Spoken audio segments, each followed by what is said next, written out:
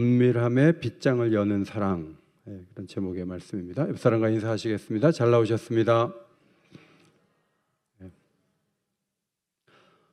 강단 위는 많이 더우네요. 무더운데 히터를 좀 줄이든지 꺼주든지 해주시면 고맙겠습니다. 여기 천장 히터 여기 있는 거 좀 조정을 좀 해주세요.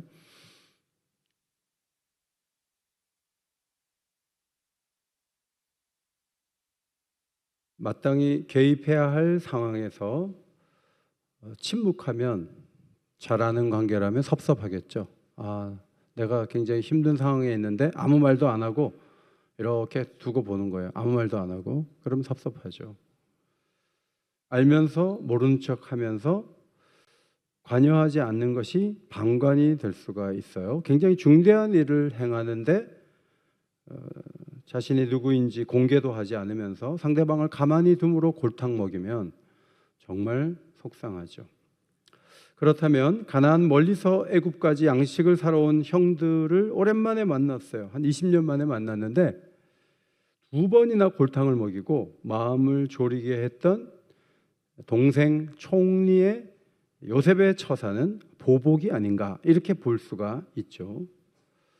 한 걸음 더 나아가 총리가 되었다고 약한 형들을 골탕 먹이고 아프게 하는 그런 범죄로 간주할 수도 있겠습니다. 그러나 이러한 요셉의 처사는 하나님의 지혜에서 나온 것입니다.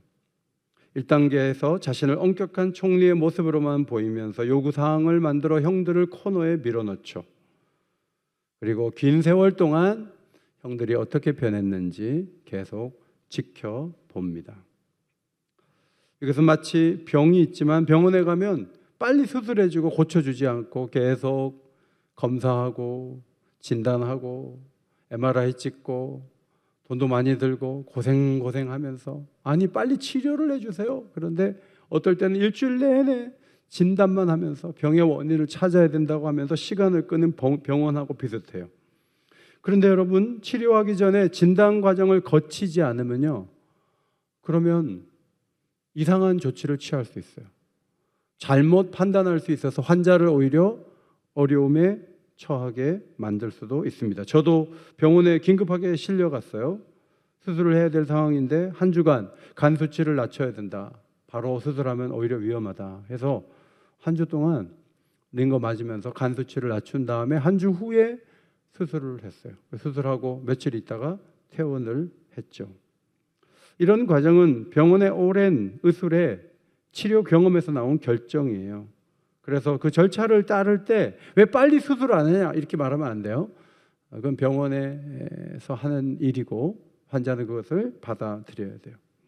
오늘 성경을 보면 총리가 된 요셉이 양식을 구하러 온 형들을 만났을 때 자기 신분을 알리지 않으면서 엄한 소리로 형들에게 대하죠.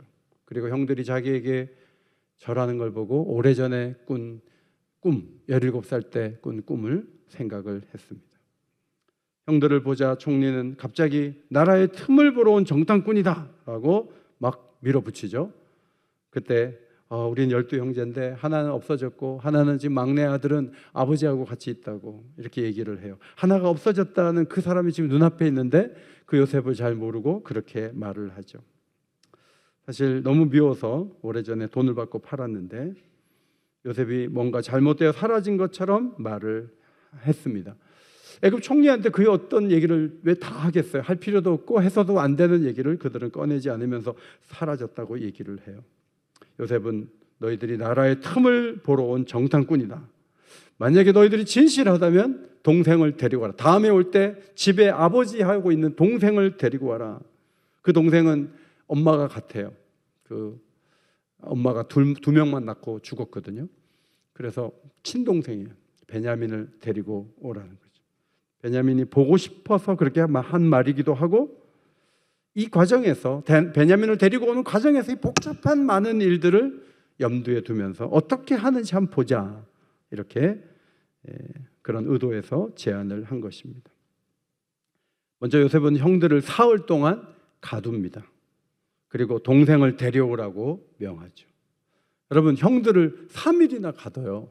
그럼 3일 동안 구금되어 있으면서 지금보다 훨씬 열악한 유치장 같은 데 들어가 있으면서 형들이 얼마나 힘들까요? 여러분 생각에는 3일이나 3시간만 가두지 어떻게 3일을 가둬? 이렇게 생각하시는 분이 있을지 모르지만 성경을 잘 읽어보면 요셉은요 17살 정도에 팔려왔어요. 그리고 30살에 총리가 됐고요.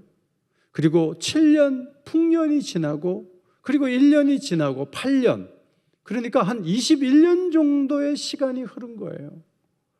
요셉은 21년 동안 아버지와 떨어져 살았고 엄청난 어려움 속에서 외국에서 살아야 했어요. 물론 총리가 되어서 한 8년 동안은 떵떵거리는 삶을 살았지만 그 전에는 완전히 종이었고요, 죄수였고요, 비참한 삶을 살았어요. 누구 때문에? 형들 때문에. 20년의 세월이 흘렀어요. 여러분 20년 동안 고생하고 형들을 3일 동안 가두는 것은 그건 그렇게 심한 처사가 아니죠. 형들을 가둔 것은 억울함을 너희도 한번 당해봐 이렇게 밀어붙였다기보다는 형들 자신을 돌아볼 기회를 갖게 하는 거죠. 그리고 한 사람을 볼모로 잡고 곡식을 가지고 가서 집안에 굶주림을 구하고 다시 올 때 너희들이 말한 막내 아우를 데리고 오라는 거예요. 그러면 저들의 말에 진실함을 인정하겠다. 요셉의 형들은 요셉이 히브리 말을 모르는 걸로 알고 자기네끼리 막 얘기하는 거예요. 그때 17살, 요셉이 17살 때 한 20여 년 전에 형님들 나 좀 봐주세요. 나를 이렇게 팔면 어떡해요? 다시는 안 그럴게요. 다시는 잘난 척하지 않을게요. 좀 봐주세요 할 때 아무도 우리 요셉 봐주자. 동생이 이렇게 하면 안 되지. 이렇게 말하지 않았어요. 팔아. 필요 없어. 그리고 막 괴로워한 모습을 보면서 냉정하게 대했었는데 이렇게 코너에 몰리게 되자 우리 그때 좀 봐줘야 되는 거 아니야? 그때 너무 잘못한 거라 그런 얘기가 터져나왔고 형 루벤, 장남 루벤은 그때 요셉에 대해서 범죄하지 말라고 죄지지 말라고 내가 너희들한테 얘기했는데 그때 내 말 안 들어갔고 이렇게 된 거야 하고 원망하듯 얘기하면서 모두에게 죄책감이 밀려온 거죠. 요셉은 그들이 하는 말을 다 듣고 있었습니다. 형들의 말을 듣고 나서 너무나 마음 아파서 밖에 나가서 울었어요. 막 울고 돌아와가지고 시몬이라는 또 다른 형이 있거든요. 둘째 형 잡으라고 해서 단호하게 끌어갖고 결박을 하는 거예요. 그리고 곡물을 채워주면서 동시에 돈을 그 자루에 집어넣는 거예요. 돈 뭉치가 자루에 있는지도 모르고 집으로 가는 거죠. 야곱이 보니까 요셉도 오래전에 없어졌는데 이번에 시몬이 안 돌아온 거예요. 아들 하나를 또 잃어버린 거예요. 그런데 뭐라고 얘기냐면 다음에 갈 때는 막내 동생을 또 데려가야 되는 거예요. 12아들 중에 3명이 없어지는 거죠. 가장 사랑하는 2아들을 다 잃어버려요. 너무 속상하죠. 그런데 애굽에 다녀온 이 아들들의 자루를 풀어보니까 그 안에 돈 뭉치가 있는 거예요. 아니 물건을 사라고 마트에 보냈는데 거기에 돈이 있는 거예요. 이게 도대체 이 아이들을 믿을 수가 없다. 도대체 무슨 일을 한 거야? 여러분 초등학교 6학년짜리 보고 가서 올리브 오일 하나 사와. 엄마가 이제 봤는데 마트에서 얼마야 하고 돈을 주고 사오라 그랬는데 그 아이가 가갖고 사왔는데 주머니에서 그 돈이 나왔으면 그 올리브 오일은 어떻게 갖고 온 거예요? 훔쳐온 거죠. 그러니까 이 도대체 얘네들 말을 믿을 수가, 야곱이 이 도대체 믿을 수가 없어요. 가족 간의 신뢰가 무너지면서 고민이 깊어지는 거죠. 그러니까 이 아들들은 아버지에게 설명하기가 너무나 어려운 거예요. 뭔가 설명을 해야 되는데 말이 안 되는 얘기를 계속 하고 있고 돈 뭉치마저 나오니까 이게 기가 막힌 거예요. 그들에겐 사실 그 누구에게도 공개할 수 없는 엄청난 비밀이 하나 있었죠. 요셉은 지혜로운 사람이어서 진단하는 이 어려운 과정을 어떻게 푸는가를 계속 보던 거예요. 그가 아는 사람을 앞에 두고도 모르는 척하면서 요셉이 높은 자리에 올라가니까 무시한 게 아니고요, 안절부절 못하는 상황 속에 가두어 놓고 그들이 어떻게 바뀌어지는가, 그것을 지켜보기를 원했습니다. 여러분, 대부분의 사람들은 잘 안 변해요. 갑자기 고난과 의외의 어려움이 찾아오면 자신의 잘못을 돌아보기도 하지만 살다 보면 그런 일도 있는 거지, 이렇게 보통 넘어가기도 해요. 특별히 여러 사람이 같이 모의를 하고 악을 범한 경우에 그들 집단이 함께 막 고민하고 함께 회개하고 그런 경우는 거의 없어요. 그러나 갑작스러운 고통과 깊은 절망이 자신의 죄를 떠올리게 한다는 점을 지혜로운 요셉은 알고 있었습니다. 요셉은 그저 꿈 해몽 한두 번 잘해서 총리가 된 게 아니에요. 사람을 용서하고 사랑하고 품고 새롭게 되는 그 과정에서 하늘의 지혜를 가지고 형들을 대면하면서 왔다 갔다 하게 만들죠. 그건 하나님이 주시는 능력이에요. 요셉은 다양한 능력을 갖고 있어요. 꿈 해몽만 잘해가지고 총리가 된 거 아니에요. 하나님이 주시는 그 지혜는 다양한 문제를 풀 수 있는 하늘의 엄청난 보고와 같아서 이 부분에서도 하나님의 지혜가 지금 막 펼쳐지는 것을 우리가 봐야 돼요. 여러분, 회사에서는 굉장히 인정받아가지고요, 막 회사에서는 막 인정받고 막 진급하고, 그런데 집에 오니까 부인이 비밀번호 바꿔놓는 거죠. 당신 회사 좋으면 회사가 살아? 당신 가정에 신경 써? 당신 회사 일만 해? 이제 여기 오지 마. 이렇게 얘기하는 경우가 생기면 그 사람은 전체적으로는 지혜로운 사람이 아니에요. 야구 선수 중에 막 이름을 날려가지고 홈런도 많이 치고 해태 타이거즈에 있었는데 그 사람 나중에 살인범이 됐어요. 야구만 잘했지 사람을 죽였어요. 그건 엄청난 잘못을 범한 거예요. 그런 식의 프로는 필요가 없는 거죠. 요셉은 한 분야에서만 탁월한 자가 아니라 왕에게 신임을 받으면서 정치적 처신만 잘한 것이 아니라 그 오랜 해묵은 과제를 풀 수 있는 하늘의 지혜를 얻어서 먼저 형제들이 어떻게 변했는가를 보려고 움직였어요. 그리고 가장 적절할 때 자기를 밝혀요. 그리고 아버지를 애굽에서 데리고 와요. 그리고 그 기근의 시간들을 이겨내고 하나님 원하시는 아름다운 민족이 되어지는 그런 자궁과 같은 역할을 할 수 있도록, 애굽이 그런 역할을 할 수 있도록 길을 연 사람이 요셉이죠. 이것은 요셉의 자원이라기보다는 하나님의 자원이라고 말할 수가 있겠습니다. 유대 역사를 보면 바벨론 포로 생활이 무려 70년이었거든요. 그 긴 시간 동안 하나님이 자기 백성을 이방에 팔고 고통을 주셨어요. 이유가 뭐죠? 이스라엘 백성들 뼛속 깊이 스며든 죄악을 쉽게 뉘우치지 않기 때문에. 나라가 막 어려워요. 그러면 시드기야 왕이 그 정도 되면 손들만 한데 끝까지 나라가 망해서 바벨론 군사가 예루살렘으로 들어올 때까지 회개하지 않아요. 대사장도 회개하지 않고 백성들도 회개하지 않고 시드기야와 고관들은 여전했어요. 그런데 바벨론으로 잡혀가고 그 먼 곳에 가서야 우리가 잘못했다. 여러분, 지금 형들이 당하는 이 고난은 먼 미래에 이스라엘 민족이 당하는 고난의 샘플이기도 해요. 인간은 잘 바뀌지가 않아요. 전쟁을 주시고 기근을 주시고 전염병이라는 기막힌 고통을 한두 명이 아니고 공동체에 막 풍성하게 안겨주면요, 그때서야 하나님을 바라보는 것이 사람의 모습이죠. 그러니까 요셉의 지금 이렇게 형들을 돌리는 이런 모습은 하나님에게서 온 지혜라고 볼 수가 있는 거예요. 사도 요한이 환상 중에 보니까 큰 성 바벨론이 무너지기 전에 하늘에서 음성이 들렸는데 자기를 영화롭고 사치스럽게 하던 성에 고통과 애통함이 임할 것이라는 경고를 보내자 그 성의 사람들이 이렇게 대답하죠. 나는 여왕으로 앉은 자요 과부가 아니라 결단코 애통함을 당하지 아니하리라. 이 바벨론이 정말 잘 살았거든요. 이 시티, 바벨론 시티가 엄청나게 잘 살았어요. 그래서 너희들 앞으로 큰 코 다쳐 하니까 우리는 웬만하면 우리는 쓰러지지 않아요. 우리는 뭐 끄떡도 하지 않아요. 이렇게 막 반응하는 거예요. 근데 하나님께서 그 큰 성 바벨론이 망하는데 필요한 시간이 딱 하루였어요. 그 부가 사라지는데 1시간 정도면 충분했어요. 요셉의 형들은 기근의 상황에 오자 돈이 있잖아요.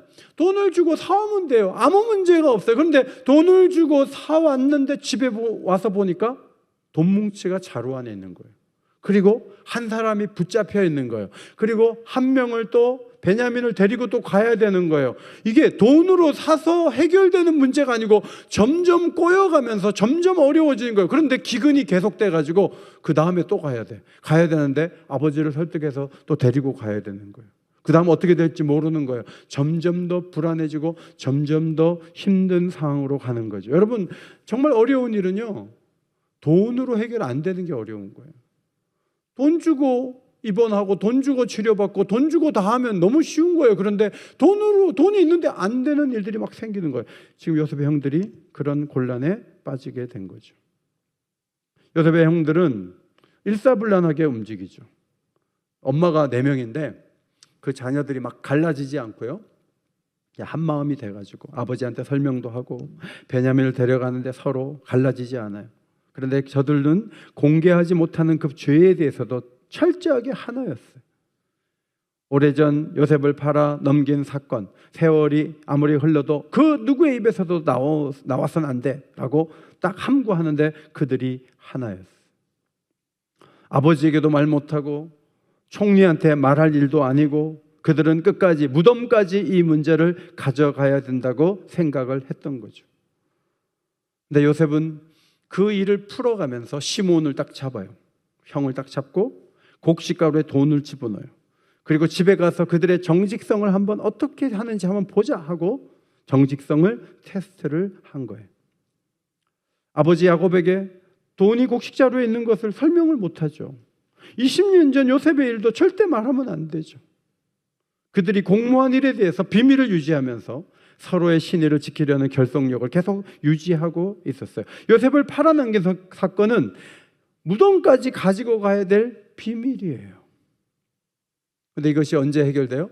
놀랍게도 베냐민을 데리고 갔는데 돌아갈 때 베냐민 자루에다가 은잔을 집어넣어요. 이걸 가지고 점을 치는데 그걸 가지고 도망을 쳐?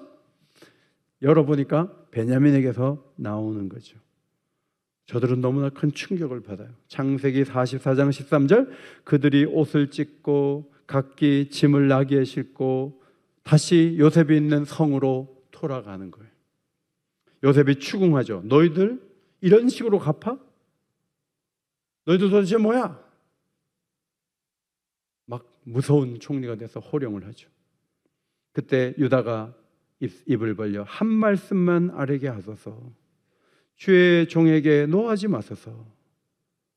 베냐민을 데려오기까지 아버지를 설득하고 우리 아이를 담보로 잡히고 우리가 베냐민을 데려왔거든요. 그러면서 뭐라 그러냐면 창세기 44장 30절, 아버지의 생명과 아이의 생명이 서로 하나로 묶여 있거늘 이제 내가 주의 종 아버지에게 돌아갈 때 아이가 우리와 함께 가지 아니하면 아버지가 아이의 없음을 보고 죽으리니 이같이 되면 종들이 주의 종 우리 아버지가 흰머리로 슬퍼하며 스올로 내려가게 함이니이다.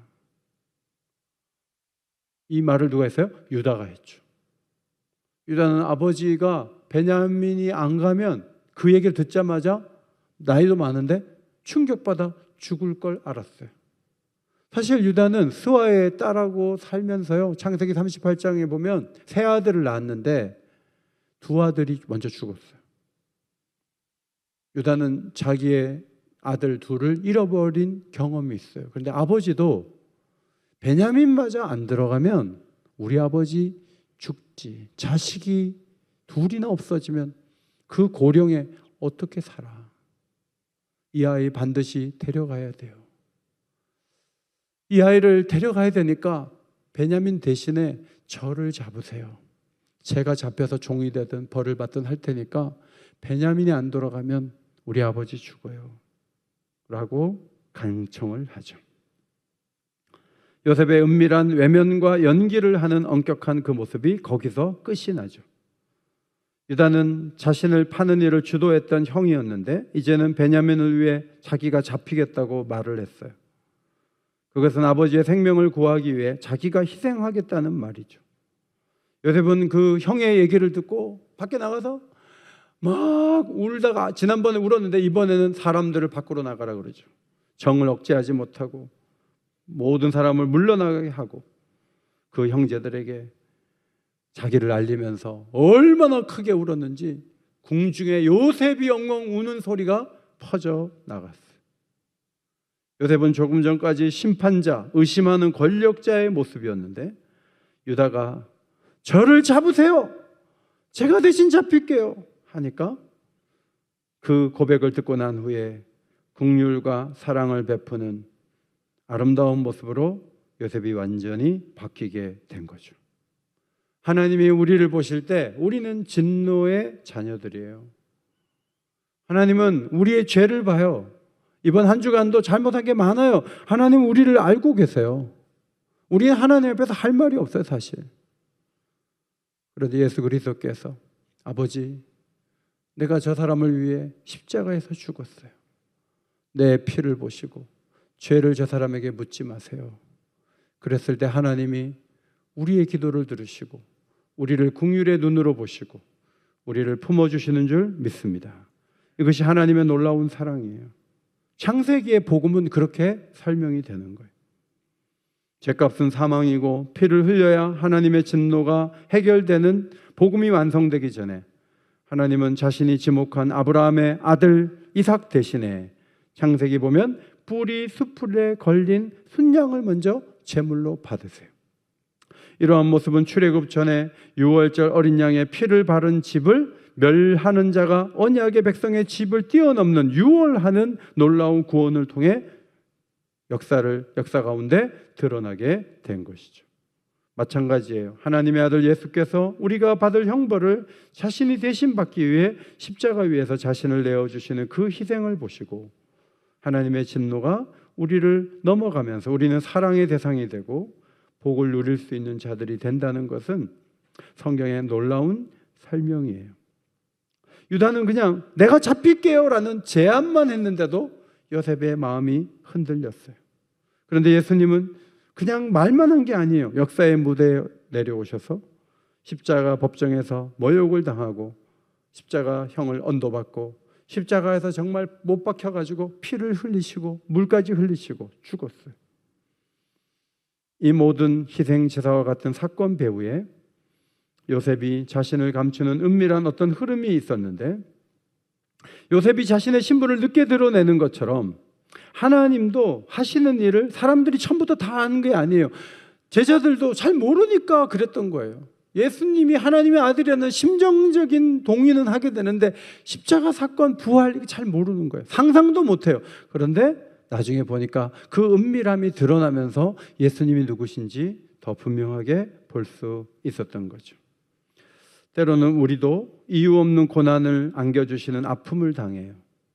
그러면 우리도 요셉의 형들처럼 힘겨운 시간을 보내게 되죠. 우리 나름대로 대응을 해요. 그런데 일이 더 꼬일 때도 많아요. 욥도 그런 아픔을 겪었죠.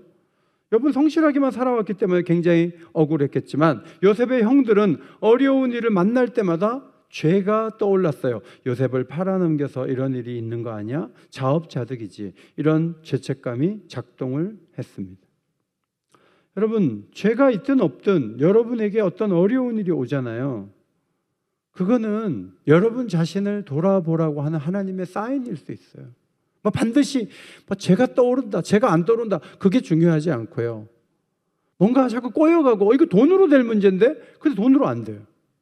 점점 꼬여가는 거예요. 그러면 그 뒤에 하나님의 메시지가 있는 거죠. 시편 119편 67절에 고난당하기 전에는 내가 그릇 행하였더니 이제는 주의 말씀을 지키나이다. 욥기서를 보면 계속 친구들은 죄가 없는데 어떻게 그렇게 어려운 일 당해? 욥은 나는 크게 잘못한 게 없는데 나도 모르겠어. 하나님 왜 나를 이렇게 고통을 주는지 나도 잘 모르겠어. 이렇게 계속 대답하고 질문하고 그 얘기의 연속이잖아요. 그런데 고난이 갖고 있는 굉장히 큰 어떤 힘이 뭐냐 하면 우리 자신을 돌아보게 하는 거죠. 우리는 모든 면에서 완벽하지 않아요. 그래서 고난이 오면 우리 자신을 돌아보면서 그릇된 것을 하나씩 고치기 시작하는 것. 이것은 고난이 주는 유익이죠. 119편 71절 고난당한 것이 내게 유익이라. 이로 말미암아 내가 주의 율례들을 배우게 되었나이다. 어려움을 만나게 되면 겸손하게 되죠. 하나님 손에 더 많은 것을 맡기는 사람이 되는 것이죠. 중요한 것은 준엄하신 하나님을 경험하지만 결국 우리에게 필요한 게 뭐예요? 하나님의 인자하심에서 나오는 은혜예요. 은혜가 와야 상황이 바뀌어지는 거예요. 우리가 그 은혜를 앞당겨 오거나 우리가 키를 가지고 있는 게 아니에요. 하나님께서 언젠가 은혜로운 얼굴을 우리에게 비춰줘야 우리의 삶이 개선되고 달라질 수가 있는 거예요. 그런데 우리가 아무리 노력한다고 해서 은혜가 오는 건 아니에요. 오늘 유다와 같이 희생적인 언어, 희생적인 태도를 가진 모습에 누군가의 얘기가 필요한데 얘기 정도가 아니라 예수님께서 진정으로 희생해 주심으로 우리 자신을 하나님께서 주목하지 않고 예수 그리스도의 피를 보시면서 인자하심으로 은혜를 베푸실 때 우리에게 묶여졌던 많은 것들이 풀려지는 역사가 있게 될 줄 믿습니다. 이것이 성경이 가르치는 굉장히 중요한 교훈이에요. 요셉은 나 요셉이에요 말한 뒤에는 아주 구체적이고 놀라운 비전을 제시하죠. 앞으로 기근이 5년도 올 거예요. 5년 동안 견딜 수 있도록 애굽으로 이민을 오도록 제가 추진하겠습니다. 아버지도 와야 돼요. 그렇게 얘기를 했죠. 오랫동안 살다가 아버지가 죽죠. 147세에 죽어요. 그런데 죄를 기억하지 않고 아버지가 죽은 후에도 요셉은 완전히 인자한 사람으로 바뀌죠. 요셉이 이 전한, 이 화가 난 무서운, 그리고 속을 좀 떠보려고 하는 강력한 총리에서 인자하기만 하고 사랑을 베풀기만 하는 총리로 딱 바뀌는 그 시점이 뭐냐면 유다가 고백한 그 사건이 있습니다. 그 다음과 그 전이 완전히 다른 거예요. 이것이 창세기에 설명된 십자가의 은혜예요. 하나님은 지금도 모든 것을 아시면서 모르시는 듯 우리 곁에 계시면서 우리가 먼저 죄를 고백하고 죄에서 자유한 사람이 되기를 기다리시죠. 마치 총리 요셉과 같이 형들을 대면하고 이전과 달라진 모습으로 살아가고 있음을 우리가 증명할 필요가 있죠. 나단 선지자가 뭐 그런 사람은 죽여야지 하고 나단 선지자의 비유를 든 얘기를 가지고 막 흥분했어요. 그리고 나서 그게 당신이요 라고 얘기했을 때 그가 회개기도한 그 기도문이 시편 51편이잖아요. 51편 1절을 한번 읽겠습니다. 51편 1절 시작. 하나님이여 주의 인자를 따라 내게 은혜를 베푸시며 주의 많은 긍휼을 따라 내 죄악을 치워 주소서. 여러분, 이 죄는요 우리가 지우는 게 아니에요. 하나님이 불쌍히 여겨서 지워줘야 죄가 지워지는 거예요. 나는 내 죄가를 아오니 내 죄가 항상 내 앞에 있나이다. 51편 17절 읽습니다. 시작. 하나님께서 구하시는 제사는 상한 심령이라. 하나님이여 상하고 통회하는 마음을 주께서 멸시하지 아니하시리이다. 저는 오늘 42장을 읽으면서 요셉 너무하네. 자기가 동생인 거 빨리 밝혀야지 이렇게 사람을 골탕을 먹여. 그런 관점에서 요셉을 보니까 요셉이 좀 문제가 있어 보였어요. 그런데 성경을 쭉 읽다 보니까 요셉의 이 은밀한 이 자기를 감추는 거는요, 이건 하늘의 지혜예요. 정말 문제는 뭐냐면 20년이 지나도 짜고서 말하지 않는 거예요. 동생을 팔아먹은 이 형들이 그걸 비밀로 유지하고 그 죄에 끌려서 사는 거예요. 그게 더 큰 문제예요. 은폐가 문제. 여러분, 근데 이 은폐가 언제 세상에 드러나게 됐죠? 자기가 팔았던 그 사람이 눈앞에서 나 요셉이요 할 때 모든 것이 다 드러났어요. 그건 감출 수가 없는 문제예요. 아니, 그가 살아갖고 지금 총리가 돼서 눈앞에 있는데 어떻게 감춰요? 여러분, 이 형들의 이 소행을 우리도 알잖아요. 우리도 수천 년이 지난 대한민국에 사는 우리도 알게 되는 거예요. 여러분, 죄는요 감출 수가 없어요. 우리 절대 비밀 지킵시다. 한마디도 하면 안 돼? 그런 게 어디 있어요? 금방 다 드러나요. 바로는 애굽의 좋은 땅을 요셉의 가족에게 주겠다고 제안을 하죠. 그리고 바로의 명령대로 수레와 양식과 옷을 주죠. 아버지 야곱이 요셉이 보낸 수레를 보고 기운이 소생해요. 70명의 이민이 추진되어 고센 땅에 400년 이상 살게 되었습니다. 이러한 은혜는 요셉의 형들의 범죄를 덮고서는 누릴 수 없는 축복이에요. 이 죄가 드러나고 이 죄가 용서를 받아야 이 이민도 추진이 되고 이 모든 축복이 오는 거예요. 그런데 가장 큰 희생자인 요셉이 그 키를 갖고 있는 거죠. 굉장히 놀라운 일이에요. 가장 큰 피해를 입었던 그 사람이 키를 갖고 있어요. 우리도 마찬가지. 우리가 덮고 있고 우리가 숨기고 있는 수많은 죄를 우리는 어찌할 수가 없어요. 그런데 우리의 죄 때문에 가장 큰 희생을 하신 예수님께서 키를 갖고 계시고 그분이 우리의 문을 열어주시면서 우리를 용서하시고 우리를 놀랍게 인도하실 때 우리의 삶이 달라질 줄 믿습니다. 이것이 주님이 주시는 놀라운 축복이에요. 형들은 죄책감에 젖어가지고 아버지 사후에도 막 용서를 구하죠. 요셉은 내가 하나님을 대신하리까 하면서 창세기 50장 20절에 하나님이 하려 했던 그것을 선으로 바꾸사 오늘과 같이 많은 백성의 생명을 구원하게 하셨습니다. 당신들은 나를 팔았지만 그 일을 통해서 내가 당신들을 앞서 애굽에 왔고 당신들과의 관계만 문제가 있는 것이 아니라 내가 애굽에 와서 이 7년 기간 동안에 많은 생명을 구하는 도구로 쓰임받 나는 그게 중요해요. 나를 막 판 거에 너무 매이지 마세요. 형들 좀 안목을 넓게 보면 좋겠어요. 하나님을 보세요. 이런 얘기를 한 거죠. 실로암 안과 김선태 원장이라고 있잖아요. 10살 때 포탄이 터져가지고요. 시력을 잃었어요. 그리고 친척 집에 다니면서요. 맞아가지고 친척이 배고프고 앞이 안 보이는데 때려갖고 머리가 터졌다고요. 그런 학대를 당했어요. 그럼에도 불구하고 김선태 원장이 나중에 목사가 됐고요. 실로암 안과를 통해서 시력을 잃은 사람과 시력을 잃을 수 있는 사람을 치료했는데 그 치료한 사람이 25만 명이에요. 친척 집에서 맞아갖고 머리 터진 것만 가지고 사는 게 아니에요. 그는 시야를 넓히고 자기가 당한 거기에 매이지 않고 하나님의 놀라운 일들을 꿈꾸면서 많은 사역을 했어요.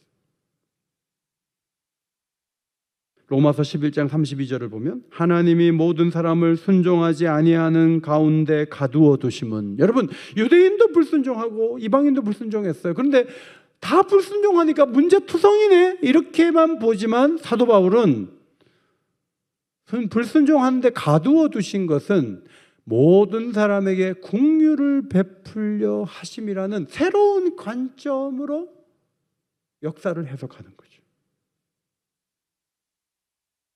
아니 동생을 팔았는데 벌을 하나도 안 받아요? 그리고 그냥 땅을 받고 그냥 넘어가는 거예요. 그런 게 어디 있어요? 이거는 짚고 넘어가야지. 우리가 그렇게 생각하기 쉬운데 성경은 형들이 벌을 안 받아요. 놀라운 거예요. 그동안에 죄책감으로 겪어온 긴 세월과 홍역을 치르면서 집에 왔다 갔다 하면서 막 은잔 돈뭉치 발견되는 그 사건, 시므온 잡히고 막 베냐민 다시 끌려가고 막 그것 정도가 벌이라면 벌인데 그냥 그들은 용서를 받죠. 여러분 이 요셉의 형이 누구예요? 우리예요. 우리가 그 은혜를 받아요. 우리가 지은 죄는 너무 많고 깊어요. 다양해요. 그런데 하나하나 해갖고 다 우리를 고통 가운데 밀어 넣으시면서 죄 받아라 하지 않아요. 그리스도의 피로 우리를 깨끗하게 씻어주시는 줄 믿습니다. 이것이 하나님이 우리에게 주신 은혜예요. 오늘도 우리는 은혜의 보좌 앞에 나가요. 여러분이 잘 살아서 하나님 받아주는 거 아니에요. 우리가 주님 앞에 나가면 하나님이 다 받아주세요. 이유는 그분이 우리를 용서하셨고 우리를 받으시기로 약속하셨고 근거가 없는 게 아니라 그리스도의 피로 우리를 수용하시기로 작정하셨기 때문에 그래서 여러분이 한 주간 좀 분주하게 살아왔어도 예수님의 피를 의지해서 기도할 때 하나님 우리를 기쁘게 받으시는 줄 믿습니다. 오늘 제목이 뭐예요? 제목이 은밀함의 빗장을 여는 사람이에요. 은밀함의 빗장을 여신 분이 누구냐면 예수님이에요. 예수님께서 예수님 잘 모를 때는 어떤 분인지 잘 모를 때는 멀리하고 욕하고 막 그래요. 이 은밀함의 빗장을 여는 사랑을 가장 가까이에서 볼 수 있는 공동체가 교회. 교회는 그래서 신비로운 공동체. 이 공동체를 사랑하고 이 공동체 속에서 여러분의 기도의 문이 활짝 열리고 또 놀라운 축복을 누리게 되시기를 예수의 이름으로 축원합니다.